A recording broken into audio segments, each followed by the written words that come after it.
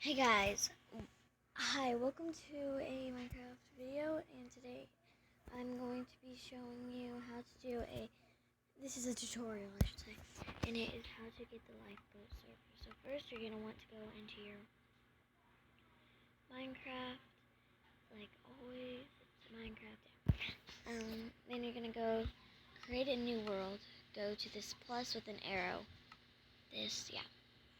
Then you're going to name it, I'm just going to name mine life. Boat, so I know what to do. Boat. And then we are going to go lsbg dot play dot net. And yeah, lbsg, I feel like. I think I messed up just a second. I think it's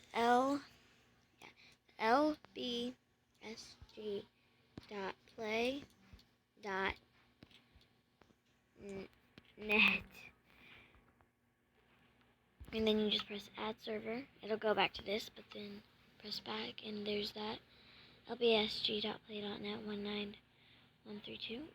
So my internet's not that good today, so it's probably not going to let me on, but we will try. Oh my. Might work. I'll be right back, guys. Sorry guys, it's not working, but yeah. So that's how you do the lifeboat server. I will see you guys in the next video. Bye.